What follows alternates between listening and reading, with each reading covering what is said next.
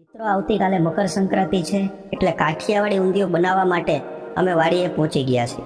રાતના 9 વાગી ગયા છે. વાડીમાં કડકડતી ઠંડી છે, તો પણ આજે તમારા માટે ઊંધિયું તો બનાવવું જ છે. ઊંધિયું બનાવવા માટે સૌથી પહેલાં મેથીની ગોળી બનાવશું. સુધારેલી મેથીમાં હળદર, મરચું, મીઠું અને ચણાનો લોટ મિક્સ કરી અને મેથીની ગોળી વાળી નાખી છે.